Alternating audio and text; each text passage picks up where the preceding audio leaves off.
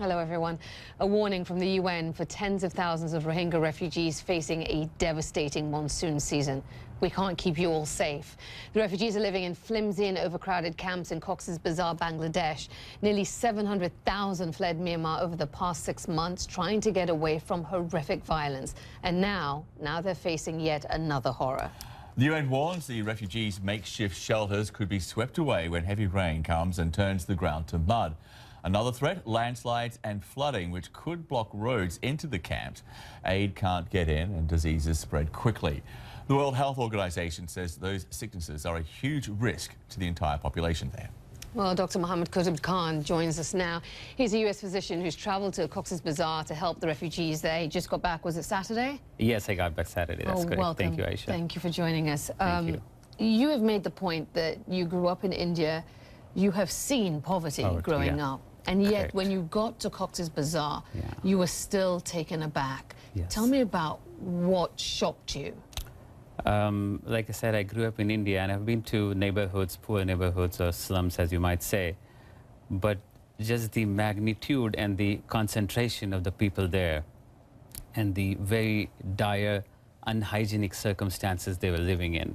And thousands and thousands, hundreds of thousands of people all like crunched together in a small area, and kids running around, and just the whole atmosphere, and then the expressions that they have, and the lost look on their faces, and the fear and the sadness built together by the whole surroundings, and the garbage littered all over, and drains running around, and this was nothing I have seen before. Those looks that you talk about, the haunted looks. Yes. I mean, you got to spend a little time there. How are they doing? Yeah. I think it would be a oversimplification if I say they are all sad, or they are all happy, or they are all resilient. I would say there's a bit of mixed emotions that I saw in many people. I got to interact with the patients in the clinic, and then we went into the interior of the camps to see everyone. So I would say some are just they still have the look of being terrified or in fear. Some are just sad, they start crying. The moment you ask them, okay, what's going on? Luckily, we had translators all the time. And you ask them, and then they start crying. Some kids are dazed out, and that's what struck me most. When I say dazed, they are like expressionless. I saw a 9-year-old kid. I have a 7-year-old son, so I could relate to him, and it was a 9-year-old kid, and he came to us with a ear infection, with some drainage in the ear. We were cleaning it, and I asked him about what's going on. So he has the look, he doesn't smile, he doesn't laugh, he doesn't react to pain. He has just this look, but he communicates with a translator. And he said he walked 8 days to get there. His father was killed, and with his mother and his sister, it was a journey on foot for 8 days. 8 whole days. 8 whole days, and he said they ate 8 leaves on the way. And but this guy, this little boy that I saw, I think I even sent you a picture of that. He has this dazed look, and it's very sad and scary at the same time. You were there on a medical mission. Correct.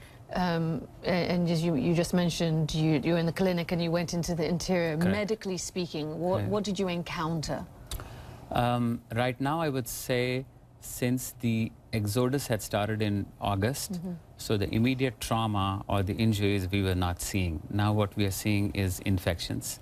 Because of the proximity, we saw a lot of pulmonary infections, kids with bronchitis, bronchiolitis, skin rashes due to unhygiene conditions, fungal infections in the skin. And obviously the trauma and the stress has led to high blood pressures. And I think there are a lot of nutritional deficiencies that we saw. Anemia, pregnant women who are not lactating. I mean, they have no food to eat, so how are they going to produce milk for the babies? Nutritional problems I've seen, blood pressure issues, diabetes, quite a few. And, a lot of chronic conditions developing. Absolutely, absolutely. Monsoon season is coming. Yes. The UN has already made it clear. The UN has said, we can't keep you all safe. What are the hazards we're potentially looking at here? Because you've seen the landscape, you've walked the earth. Absolutely. What is coming potentially? Absolutely.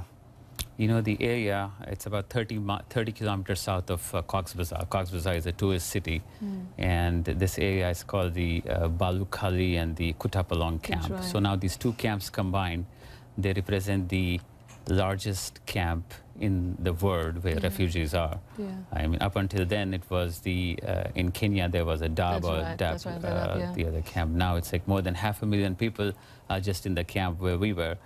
And more than 6 months ago, this was just jungles and forest.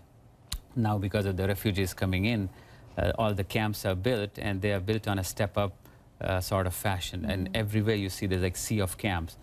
So the Bangladeshi government has identified the areas which are prone most to flooding and monsoon. So what they have said, and I think we should applaud the Bangladeshi military and the Bangladeshi government for doing what they are doing. I mean, they are themselves a country with limited resources. So what they have said is the immediate hazard, the infections and the problems will come later. The immediate hazard will be being wiped out by the rain. So among the 800,000 refugees who are there, they have identified 100,000, and they would be relocating them to a safer area. Yeah. That's what we have been told. We only have about 30 seconds left, but I ask people who've been to Cox's Bazar this question a lot. What is it that the world is missing when they casually glance at what is happening to these people? What is it that you think and believe people should know? Well, people should know that at the grassroots level, what we are doing it does make an impact.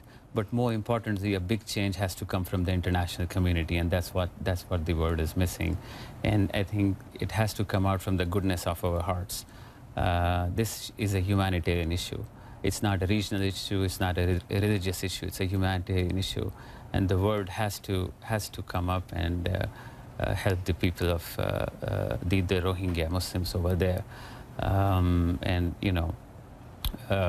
The powerful countries like ours, United States, you know, we should speak up. I know the Secretary of State has called it an ethnic cleansing.